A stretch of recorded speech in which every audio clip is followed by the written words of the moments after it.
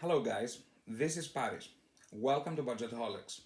This year has been a stock market roller coaster, with stock prices experiencing the sharpest decline followed by the fastest recovery in stock market history, and the Dow Jones reaching 300,000 points.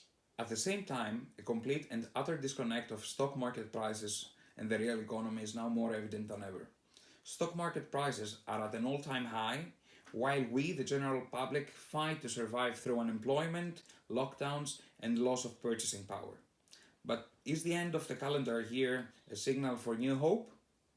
Hit the like and subscribe buttons and I'll give you all the hope you need.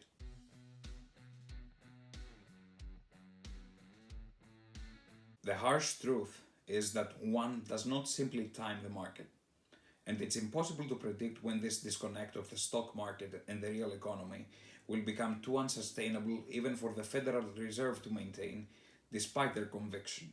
This means that the stock market could crash at any moment and we would have no way to predict it. Such disconnects have led to stock market crashes of various magnitudes and durations. What are the indicators of an imminent crash? How can you know this crash is coming? First of all, further lockdowns. With a Biden presidency, we might see more lockdowns either at the state or the federal level. This is not a politics channel, so I will not go into politics of it. Initially, we might observe a net zero effect, meaning that gains in companies like Netflix, Zoom, and Amazon may counterbalance losses from airlines, hotels, and brick and mortar shops.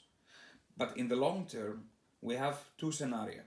The most likely scenario is that we'll see a stimulus package where the Fed and the government will work together to provide enterprises and households a small liquidity check. Although a stimulus check is a good short-term measure, it doesn't change the long-term reality of a post-pandemic economy. Many businesses will go under, many people will get laid off, households will default on their mortgages, and individuals will default on credit card payments. This will in turn affect financial stocks. Investor confidence in banks such as JP Morgan and Bank of America will be eroded, as they will not be sure that during those tough times the banks will stay profitable. This in turn will force those banks to reduce the risk level of their assets. How do they do this? By lending money to less risky individuals and enterprises. This means that small and medium enterprises, or SMEs, and average households will lack the access to the necessary liquidity to keep them afloat. One of the determining factors in the stock market recovery was the announcement of a vaccine from companies like Moderna, Pfizer, and BioNTech. Other international companies like AstraZeneca are also on the brink of coming out with their own vaccine. Today, Pfizer's vaccine was approved by the UK, with rollout starting next week for priority groups. Although these are great news, there are two main problems. Motley Fool reports that according to a Pew Research Center survey, people are starting to display concerns over the safety and efficacy of the vaccine, with the percentage of people willing to get the vaccine dropping by 20% from May to September. Other factors regarding logistics and distribution of the vaccine may also hinder the rollout process. The last indicator is that history tends to repeat itself. We know for a fact that on average every 10 years an economic recession takes place. Now keep in mind that when the stock market is doing well, this might not be indicative of how the real economy is doing. However, if the real economy is doing bad, this is always reflected in the stock market. Before the recent bear market in March, we had many crashes and many recessions. Let's have a look at the latest stock market crashes, beginning with the crash of 1987. To understand what happened there, think of a simple economic principle. When a new product comes out and it's available to more people, demand for this product will go up. Think of a portable CD player. When this came out, demand for compact discs went up. The same principle applies to what happened in 1987. Computers were a new thing, and computer trades facilitated easier transactions for more people and more transactions for existing traders. This led to stock market prices going up. However, similarly to a person crying fire in a crowded theater, stock market prices soon fell. The moment investor confidence in those prices was eroded, people started selling like crazy, causing the sharpest decline in stock market prices up to that point, up to recently, in fact. Within a day, the stock market saw a decline of 23%. After that, companies like Apple and Microsoft flourished, giving birth to the next bull market that lasted 12 years. This brings us to the second stock market crash, which is the dot-com bubble bust of 1999 to 2000. At that time, the use of the World Wide Web was overhyped, and companies such as AOL saw their stock prices reaching unimaginable heights.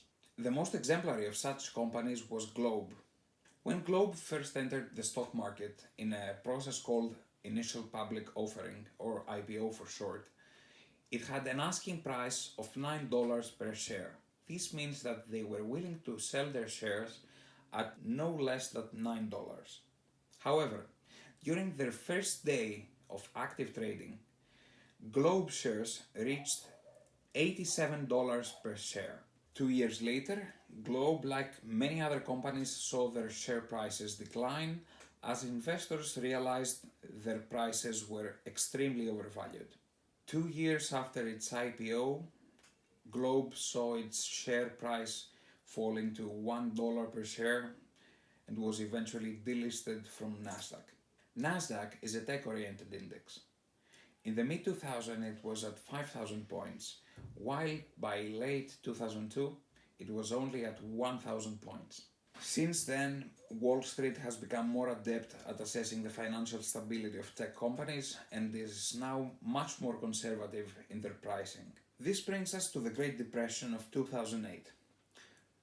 The 2008 crash was fueled by mortgage-backed securities backed by the US housing sector.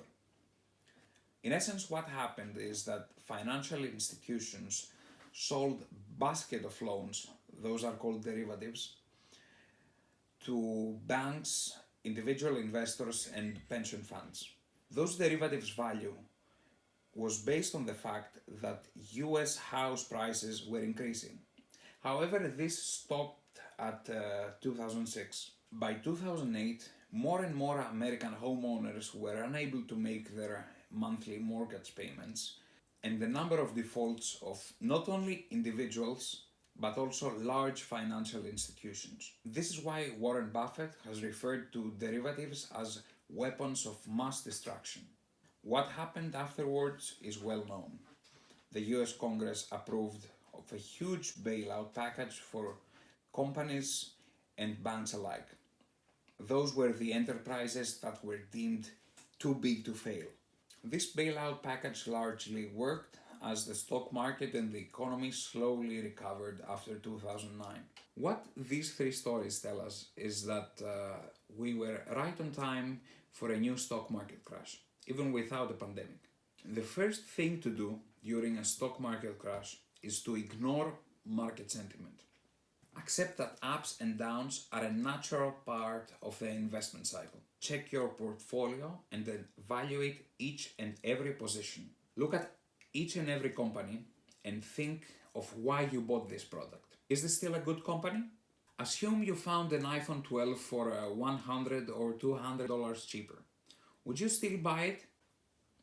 It's completely irrational to have a discount based on a day, but the underlying value of the product you are buying at a discounted price is the same. The same holds for stock prices.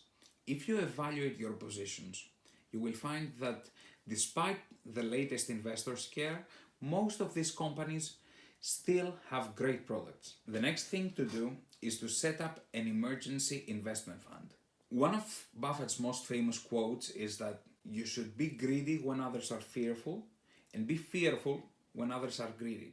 This means that when people are panic selling, you can buy at a discounted price. And when people are overhyped about a new stock and buying like crazy, maybe you should be a little bit more conservative. Corrections or bear markets usually last about 6 months, while bull markets can last years. When it comes to investing, you don't need to reinvent the wheel. You just need to be consistent. You might find a share of a company that's a great value purchase and that will do well in the coming years. And if you do, please let me know down in the comments. But in general terms, you can always reevaluate your positions. For example, again, Warren Buffett bought some pharmaceutical stocks and sold off some banks, sold off some Apple stocks. That's fine. You can reevaluate and restructure your portfolio. However, do not do what everybody else is doing. What I'll be doing is going over my positions and reevaluating my current holdings. Consequently, I will be buying stocks. If I buy a stock I really believe in and the next day its price is up, this means that great, I made a good purchase. If I buy a stock and the next day its price is red, this means that it's a great opportunity to buy more of this stock at a lower price. If you like this video, please hit the like and subscribe buttons and let me know what is your investment strategy for 2021. Have a good day.